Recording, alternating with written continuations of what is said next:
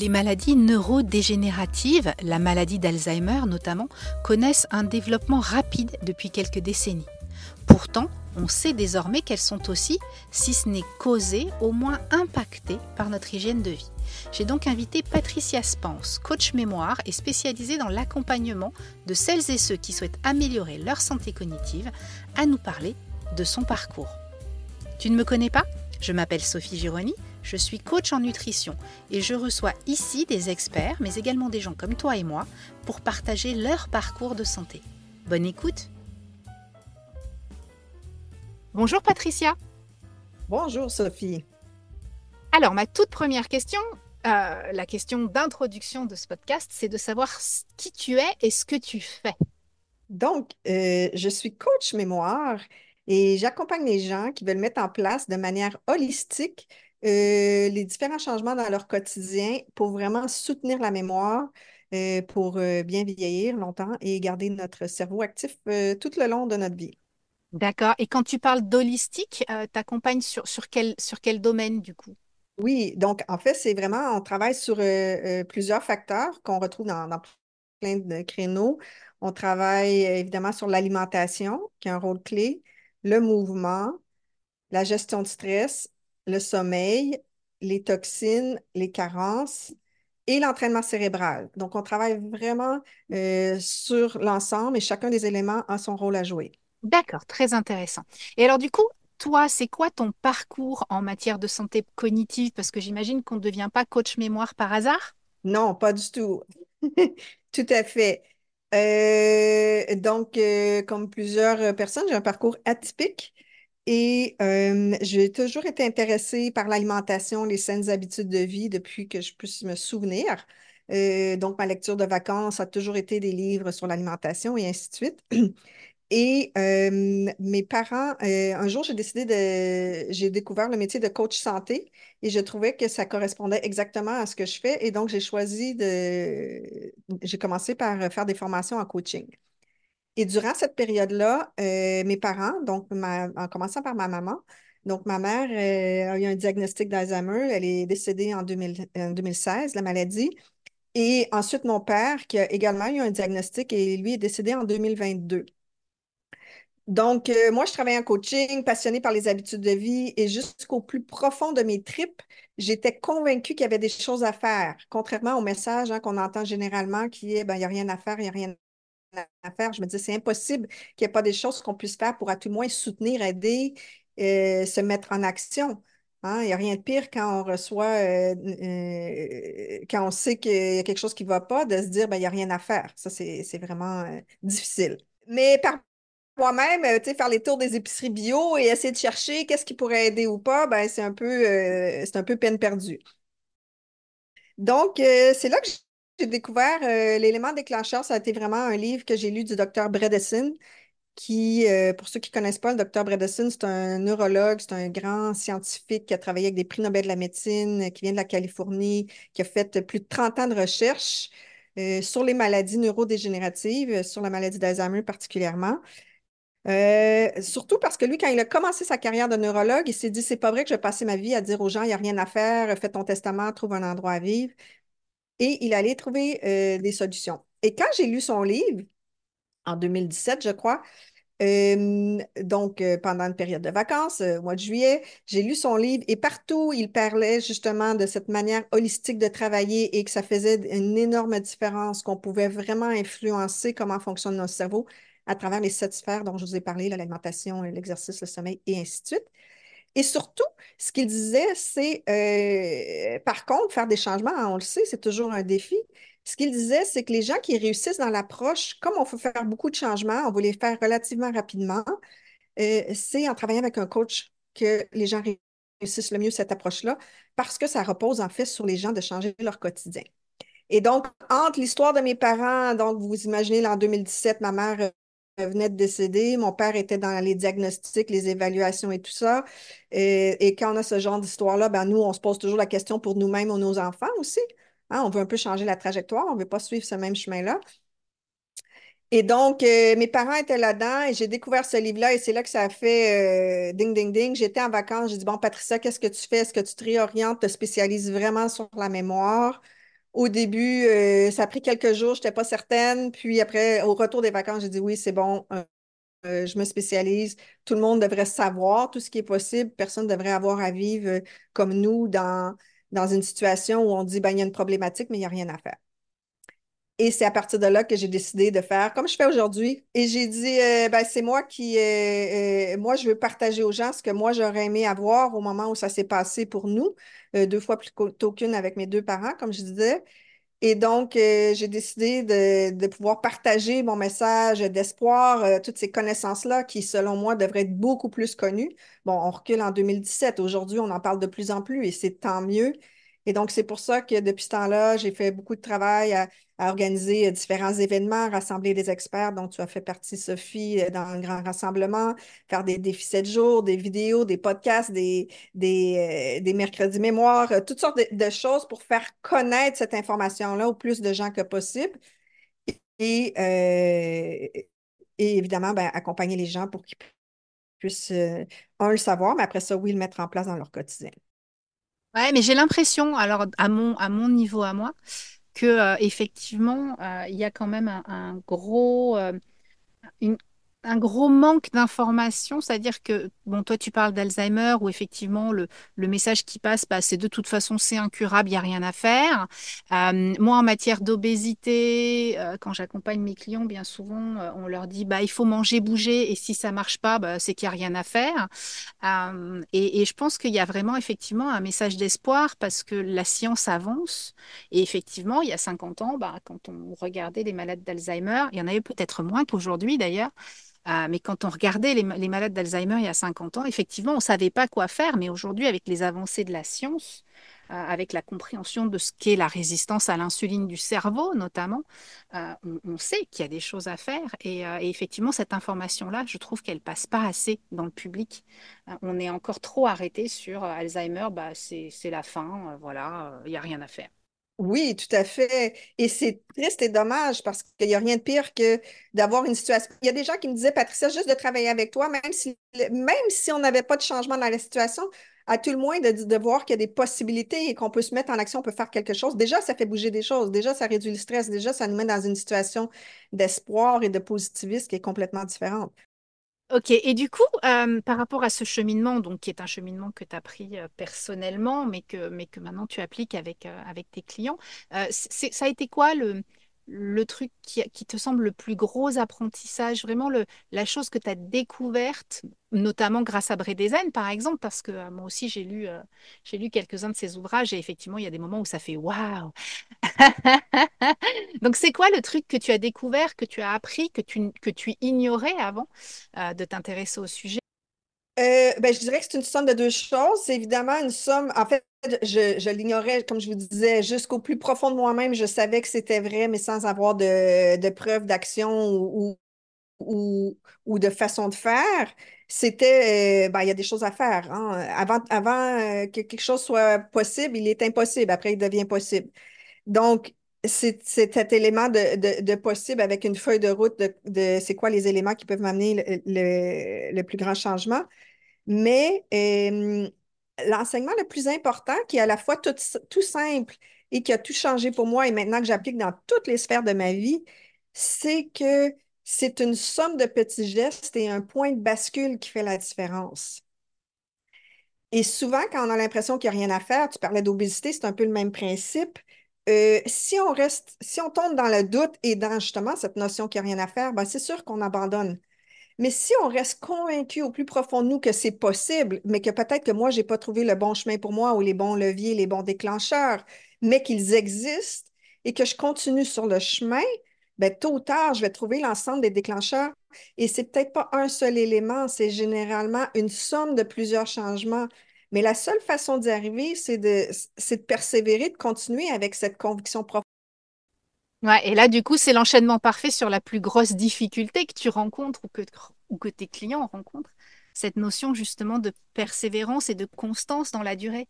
Oui, c'est ça. Puis, tout à fait. Donc, le plus gros défi, c'est la constance, la persévérance, parce que on peut tous faire des changements pour une semaine, un jour, un mois, mais en réalité, quand on parle de changer dans des contextes, que ce soit l'obésité, la mémoire et tout ça, on parle de faire des changements, fondamentaux, majeurs et pour toujours. Mais pour vraiment faire un changement en profondeur, il va falloir changer beaucoup de choses. Et en réalité, souvent, on pense, ben, il n'y a rien à faire ou, ben, justement, j'ai essayé deux, trois trucs et ça n'a pas fonctionné, donc ça ne marchera pas pour moi et on abandonne. Mais si on continuait sur ce chemin-là d'ajouter des choses et de continuer ce qu'on fait déjà, euh, notre réussite serait différente. Et c'est ce doute-là, généralement, qui nous amène ben, il y a plein de choses qui peuvent nous amener à abandonner ou à arrêter de persévérer. Mais moi, ce que je trouve, c'est que d'abord et avant tout, c'est le doute. S'il y a une partie de moi qui croit encore que c'est pas possible, ou si des fois on croit que c'est possible, les gens, par exemple, ils vont venir à un défi 7 jours avec moi. À la fin de 7 jours, ils sont motivés, ils sont convaincus. Mais après ça, bon, tu le sais, Sophie, on retourne dans le quotidien et on entend des messages contradictoires. On entend quelqu'un qui dit, ben, de toute façon, tu fais ça pour rien, il n'y a rien à faire, ça donne rien. Et là, on commence à douter et on commence à faire un petit élément de moins et un autre, mais ça paraît pas trop. J'ai juste, mangé un petit peu plus de sucre ou, j'ai coupé une routine de sport ou, j'ai fait la cohérence cardiaque 2 fois au lieu de trois, mais c'est pas grave parce qu'il y a une partie de moi qui doute de l'importance. Et finalement, ce doute-là crée ma réalité et effectivement, je n'aurai pas les résultats. Alors, tu Ouais. as raison, c'est vraiment cet enseignement, cette somme de petits gestes, mais de toujours continuer dans chacun de ces petits gestes-là, toujours être à l'affût de la recherche et la science qui avance rapidement pour rajouter des éléments, mais avec cette conviction profonde que c'est possible et que ce sera toujours possible. Et dans ces cas-là, c'est facile de poursuivre. Ouais, c'est quelque chose avec lequel alors j'échange beaucoup sur ces sujets-là avec les membres du club RG+. C'est mes clients premium, on va dire, avec lesquels on fait du coaching continu. Et on échange beaucoup. J'ai plein de petites phrases comme ça qui, quand je t'écoute, ça me rappelle. Alors, déjà, une de mes phrases fétiches, c'est le succès est la somme des petits efforts répétés jour après jour. Ça, c'est ma phrase que j'aime parce que oui, clairement, des fois, c'est pas des grosses choses qu'il faut changer. Parce que souvent, les gens, ils voient le changement comme quelque chose de compliqué, d'énorme. Alors qu'en fait, c'est pas si énorme, mais ça porte sur plein de choses et tout le temps. Et ça, c'est vraiment quelque chose de difficile à comprendre parce qu'on a l'habitude des recettes magiques. Tu vas suivre tel plan de régime et ça va aller mieux. Tu vas prendre tel médicament et ça va aller mieux. Alors que là, on est vraiment sur du multifactoriel. Oui, on est sur du multifactoriel et il y a un point de bascule où, par exemple, dans le cas de notre cerveau, c'est qu'on veut que les connexions entre nos neurones, les synapses, se recréent plus vite qu'ils se détruisent. Mais c'est chaque petit geste compte. On ne sait pas lequel va être celui qui va faire la différence, mais c'est l'addition de tout ça. On a souvent l'impression, par exemple, juste boire de l'eau. Hein, on sait, il y a environ 80% des gens qui sont chroniquement déshydratés. Donc, la majorité des gens, on ne boit pas assez d'eau. Pourtant, c'est pas faute de savoir. Je veux dire, on sait tous qu'on devrait boire de l'eau. C'est facile. C'est pas parce que c'est difficile à le faire. On est tous capables de le faire. Mais souvent, on ne réalise pas l'importance. On se dit, j'ai un gros problème, il est complexe, j'arrive pas à le résoudre. Comment une petite solution simple peut faire une différence? Si c'était si simple que ça, je ne serais pas dans cette grosse problématique. Donc, on dirait que notre cerveau a de la difficulté à faire le lien ou à être vraiment convaincu que oui, c'est cette petite action simple-là qui peut faire la différence. En même temps, ce n'est pas cette seule action-là, c'est la somme de ces actions. C'est ça. C'est ça. Moi, alors, je parle souvent aussi dans mon accompagnement, je parle souvent des petits cailloux. Alors là, c'est plutôt dans le sens inverse, c'est-à-dire les petites choses qu'on a l'impression dont on a l'impression qu'elles sont anodines et qu'on va s'autoriser. Oh, bah là, je vais prendre un peu plus de ceci. Oh, bah là, je vais arrêter de prendre ça. Ou je vais arrêter de faire ceci. Ou je vais arrêter de faire cela. Et en fait, c'est comme si on jetait des petits cailloux sur la route. Le jour où la voiture dérape, c'est pas la faute d'un petit caillou en particulier. C'est juste qu'on a modifié l'adhérence de la route à force de mettre des petits cailloux dessus. Et on est vraiment là-dessus dans les deux sens, c'est-à-dire autant quand on fait des excès ou quand on se poursuit pas une routine ou quand on lâche une bonne habitude, c'est un petit caillou. Autant quand on la garde, bah, justement, on contribue à aller un peu mieux. Mais clairement, typiquement, dans le cadre de la mémoire, moi j'ai une question, c'est quoi les signes qui peuvent donner de l'espoir quand on démarre comme ça. Parce que typiquement, en matière de perte de poids, de relance du métabolisme, je dis souvent à mes clientes, ne vous arrêtez pas au poids, parce que le poids, ça peut mettre du temps, mais vous allez avoir des signes, des regains d'énergie, un meilleur sommeil, une sensation de dégonfler, etc., qui sont des signes qu'on va dans le bon sens. En matière de santé cognitive, c'est quoi les signes auxquels on peut s'accrocher pour se dire, bon, c'est bon, je vais dans le bon sens? Oui, c'est une excellente question et c'est un peu comme le poids. Je dirais que c'est à peu près la même chose, hein.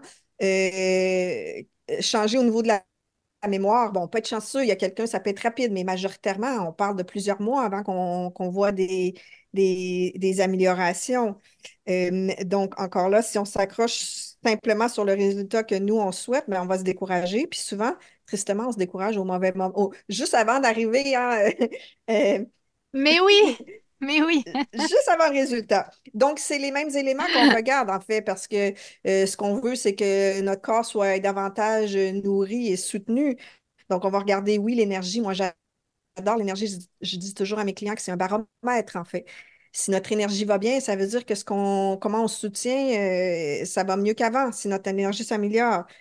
Mais après, oui, le sommeil, notre humeur dans la journée, comment on se sent. Donc, ce sont tous des éléments à regarder. Puis après ça, quand ça va bien, on se concentre sur ça, on lâche prise sur le résultat que nous, on souhaite et on fait confiance qu'avec les bonnes actions, ça va aller dans le bon sens.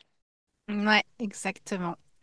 Et du coup, là, tout de suite, maintenant, quelqu'un qui nous écoute et qui s'inquiète pour sa santé, la santé de son cerveau, tu lui donnes quoi comme conseil très pragmatique, comme truc à faire là, maintenant, tout de suite, pour améliorer le premier pas, tu sais, le petit pas qui va démarrer les choses. Donc, le premier pas que j'aime beaucoup partager avec mes clients, c'est vraiment quelque chose d'efficace, de simple à faire et qu'on peut tous faire. Et c'est le jeûne intermittent, c'est regarder quand est-ce qu'on mange. Donc, avant même de regarder ce que l'on mange, hein, parce que tu le sais, Sophie, changer ce que l'on mange, c'est un défi beaucoup plus grand. Mais si on regarde juste l'horaire, donc quand on mange, et en particulier d'arrêter de manger 3 heures, au moins 3 heures avant de se coucher. D'accord. Donc, toi, tu préconises une durée de jeûne de combien? Ben, un minimum de 12 heures, mais après, on peut aller 14, 16 ou 18 heures. Ça dépend de nos objectifs, ça dépend de notre métabolisme. Il faut faire attention. Parfois, euh, dans ma clientèle, une situation inverse de la majorité des gens, c'est que j'ai beaucoup de gens en sous-poids, D'accord. donc où le corps arrive moins bien à absorber que par le passé. Donc, c'est sûr que dans ces cas-là, on fait attention là, avec le jeûne. Mais le 3 heures avant de se coucher, il est bon pour tout le monde. Oui, il est bon pour tout le monde et on devrait jamais avoir moins de 12 ou 13 heures entre notre dernier repas et notre premier repas, ça c'est certain. Rien que ça déjà, effectivement. Non, exactement. Peu importe. Tu sais, des fois, les gens disent, ah, ben, je suis en sous-poids, donc je préfère manger avant de me coucher. Non. Et le 12-13 heures, tout le monde peut le faire. Après, c'est sûr que moi, j'aime mieux une extension, là, donc plus que 12-13 heures, mais dans ces cas-là, il faut vraiment voir selon le contexte de chacun. Personnellement, moi, je fais toujours entre 16-18 jusqu'à 24 heures entre mes repas, entre mon dernier repas de la veille et le lendemain. Ouais, alors moi pour le coup, je suis un petit peu revenue sur le jeûne intermittent parce que je me suis quand même rendu compte que un jeûne intermittent, c'est bien, mais pas forcément tout le temps. Euh, et du coup, j'ai plutôt instauré, je ne sais pas si tu connais le docteur Mendes, elle a écrit Fast Like a Girl. Non, je ne la connais pas. Tu la connais pas? Et en fait, elle a écrit un livre très intéressant qui prend en compte toute la spécificité des hormones féminines, en fait, où elle explique justement que le jeûne intermittent est intéressant, mais qu'il y a des moments dans le mois, quand on est toujours réglé, bien entendu, où il y a des jeûnes qui ne devraient pas être trop longs, typiquement autour de l'ovulation et la semaine avant les règles, où il ne faudrait pas garder plus de 13 14 heures entre le premier et le dernier repas. Et elle est plus dans l'intégration d'un mode festin, famine, avec des jours où on mange plus et des périodes où on peut jeûner plus longtemps. Et moi, je sais que personnellement, j'ai adopté ça depuis quelques mois avec du jeûne intermittent la première semaine du mois, la troisième semaine du mois, pas trop de jeûne autour de l'ovulation, pas trop de jeûne avant les règles, et de temps en temps des jeûnes de 36 heures. Et j'ai remarqué qu'en conseillant ça à mes clients, on avait des résultats intéressants. Alors, au niveau de la perte de poids, bien entendu, hein, je ne suis pas sur le cerveau, parce que souvent, trop de jeûne intermittent pose aussi des problématiques après de cortisol trop élevé parce que ça stresse le métabolisme. Et modifier les schémas de jeûne peut être vachement intéressant. Voilà, c'était ma petite minute jeûne. Oui, c'est super intéressant. Puis, dans n'importe quoi qu'on partage, c'est toujours important de... Je pense qu'il y a une partie, oui, il y a des partages d'informations, mais après, il y a aussi se réapproprier comment on se sent quand on fait quelque chose, parce que notre corps sait nous le dire. Par exemple, Mais oui. moi, sans le savoir, tu sais, je disais des fois, je fais 24 heures et tout ça, mais je t'écoute et c'est ce que je fais naturellement parce que je sais quand je suis en période de règles, automatiquement, j'arrive pas à faire 24 heures de jeûne. C'est impossible pour moi. Donc, sans avoir la théorie derrière, puis je suis contente, je vais aller voir, mais, mais c'est quelque chose qui se fait naturellement chez moi, mais ça fait des années et Sophie, je suis certaine que toi aussi, mais tu sais, quand on est sur un parcours depuis un certain temps, euh, on s'habitue à s'écouter, chose qu'on nous dit pas. Clairement, moi, c'est quelque chose sur lequel je mise beaucoup avec mes clients, de leur permettre de se réapproprier un petit peu leur ressenti. Euh, Je ne sais pas d'où ça vient, je ne sais pas si c'est parce que avec l'essor de la médecine moderne, on a eu tendance à mettre notre santé dans les mains des médecins et à se faire un peu moins confiance. Mais ou si parce qu'avec le rythme moderne, il faut arrêter de s'écouter parce qu'on doit toujours être super performant, super ceci, super cela. J'ai un peu, je pense que c'est un peu un mélange des deux. Mais j'ai remarqué qu'il y a beaucoup de femmes qui n'entendent plus les signaux. Là où effectivement, moi, après 18 ans d'alimentation réduite en glucides, j'ai une conscience accrue de ce qui se passe dans mon corps. Je ressens les coups de fatigue, je ressens les variations hormonales, je ressens la mauvaise humeur quand je suis en plein SPM. Voilà, il y a des choses avec lesquelles j'arrive à prendre du recul et que j'arrive à visualiser, à comprendre et du coup à adapter un peu intuitivement mon alimentation, mon rythme, mes activités en fonction de ce que je ressens.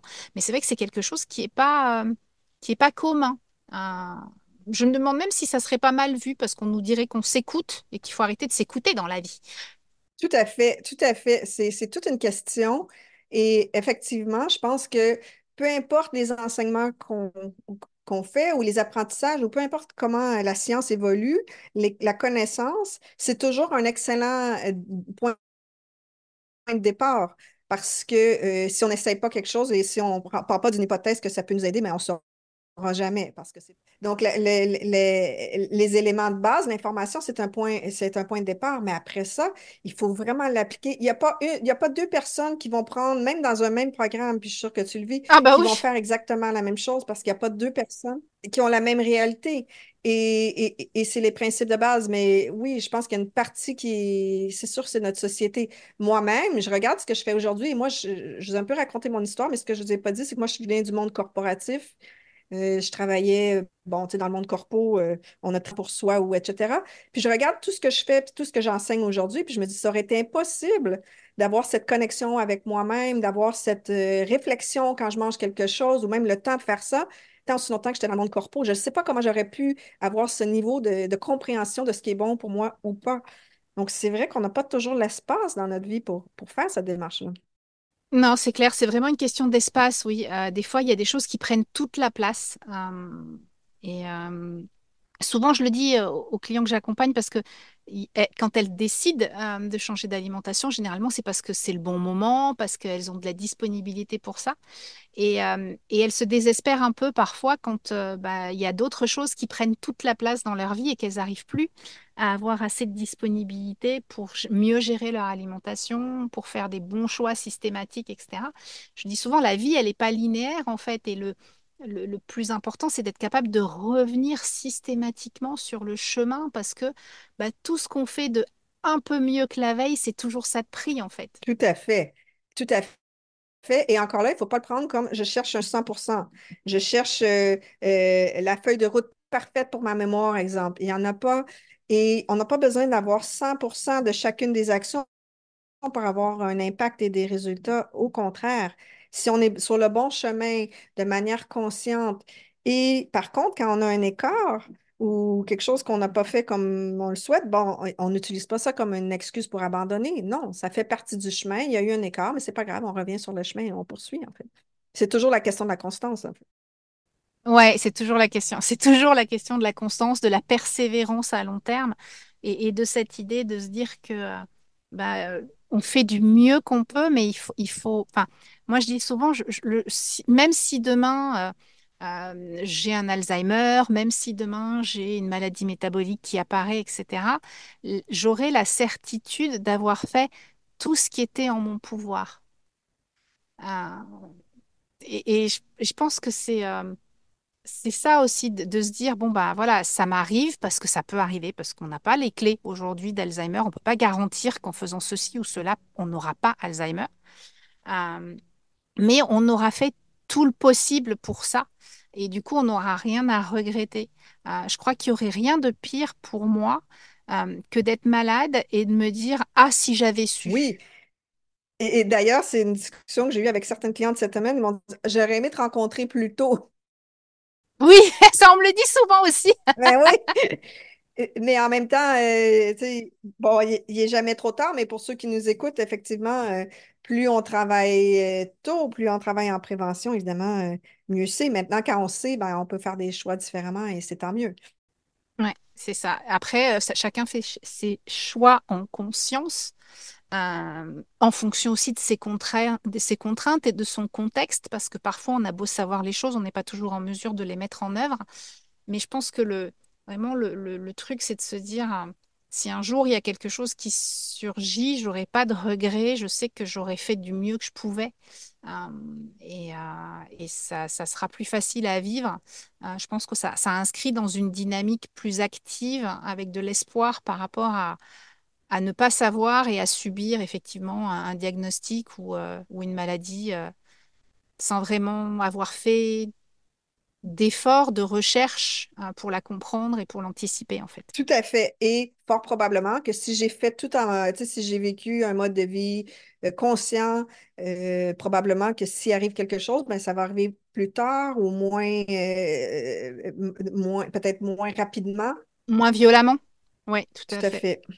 Oui, oui. Non, mais dans tous les cas, tout ce qu'on fait chaque fois qu'on fait un choix pour favoriser sa santé métabolique, que ce soit sa santé, la santé de son cerveau ou la santé globale, parce qu'au final, le cerveau, ça n'est qu'un organe d'un tout, hein. Donc, quand on fait le bon choix pour sa santé, généralement, on fait le bon choix pour la santé de son cerveau aussi.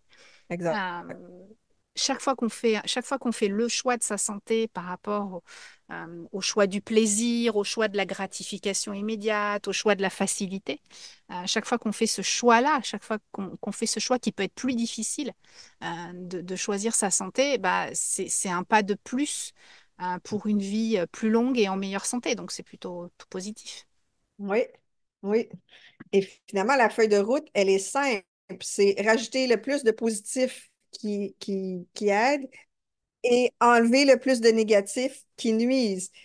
Ouais, Et quand tu disais les enseignements le plus important, pour moi, c'est ça. Et même maintenant, j'ai commencé, et c'est récent que j'ai eu cette réalisation-là. J'ai eu une autre situation dans ma vie, dans un autre contexte, où je me disais, mais si je veux changer la situation, pourquoi je n'applique pas la recette qui fonctionne et qui fonctionne avec moi et tous mes clients, mais dans les autres sphères? Et c'est vrai que finalement, on peut aborder toutes les situations dans notre vie en se disant, ben, comment je peux rajouter du positif et comment je peux réduire le négatif pour ramener un équilibre dans cette situation-là. Finalement, la solution n'est jamais très, très compliquée quand on le regarde avec ces lentilles-là.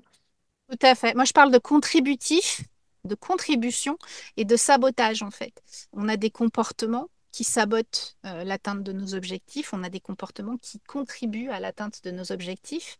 Donc, une fois qu'on les a identifiés, c'est un choix après de choisir quel comportement on favorise pour atteindre nos objectifs. Tout à fait. Mais déjà, quand on a mis la lumière dessus, on a fait l'observation consciente. Quand on est conscient, on dirait que les choix deviennent, en tout cas pour moi, les choix deviennent beaucoup plus faciles, en fait. J'ai moins le besoin, j'ai moins le sentiment de faire un effort ou de me sentir que je me limite sur quelque chose à partir du moment où j'ai la conscience de ce que ça apporte au niveau de mon équilibre. Exactement. Et là, on rejoint ce qu'on disait au début.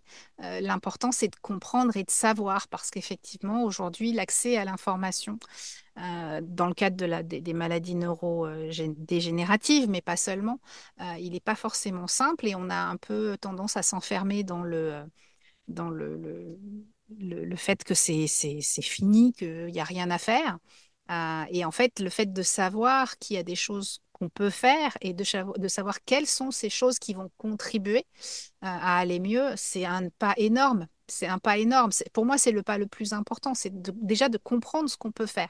Après, une fois qu'on l'a compris, c'est beaucoup plus facile. Au début, quand on ne sait pas ce qu'on peut faire, bah, c'est un univers qui s'ouvre à nous, qu'il faut avoir le courage d'aller affronter. Et à partir du moment où on a accès à l'information, et c'est top pour ça, tous les contenus que tu publies sur le sujet et tout ce que tu proposes, parce que ça donne justement cette petite impulsion ou cette grosse impulsion d'ailleurs, où on comprend qu'il y a des choses à faire et quelles sont les choses à faire. Et c'est déjà énorme par rapport à rester dans la passivité, de dire bah, de toute façon, il n'y a rien à faire et de même pas entrevoir une solution. Le cerveau ne peut même pas entrevoir une solution quand on est dans ce mood-là de dire bah, de toute façon, il n'y a rien à Tout faire. à fait. Et j'ai tellement de fois des clients qui ont débuté une démarche avec moi, puis ils disaient justement d'avoir cette impulsion et cet espoir-là, ben, automatiquement, le niveau de stress diminue, hein, parce que c'est un stress énorme quand on voit une situation. Bah Et oui. juste avec ça, il y a des gens qui me disaient déjà, ma mémoire s'est améliorée sans n'avoir rien fait d'autre, mais juste d'être dans cette action positive-là, déjà, je vois un bénéfice, un gain. Donc, c'est génial. Ouais, c'est génial, c'est clair. Alors sur la perte de poids, c'est pas tout à fait la même chose parce que ça se joue pas au même niveau. Mais oui, clairement, je pense que en matière de santé cognitive, le fait d'enlever du stress, c'est primordial et c'est quelque chose sur lequel j'essaye aussi de travailler avec mes clients parce que clairement le stress c'est pas bon pour la santé métabolique non plus, hein. Je veux dire les niveaux de cortisol trop élevés c'est pas bon pour la santé, ça implique plein de processus physiologiques qui se font mal et qui empêchent de perdre du poids, mais oui, travailler libérer un peu de stress et travailler sur ça c'est toujours bénéfique dans tous les cas. Merci beaucoup Patricia, c'était un plaisir de t'avoir avec. Donc je fais juste un petit récap. Ton conseil, là, maintenant, tout de suite, si quelqu'un devait démarrer quelque chose pour aller mieux demain en matière de santé cognitive, ce serait de faire attention à ses horaires de repas en essayant d'avoir une vraie fenêtre de jeûne suffisante entre 14 et 16 heures et surtout, surtout, surtout, de prendre son dernier repas de la journée 3 heures avant de coucher. Tout à fait, tout à fait. C'est un excellent point de départ. Voilà, bah, c'est le mot de la fin. Merci beaucoup, Patricia, pour ces conseils et à très bientôt. Merci.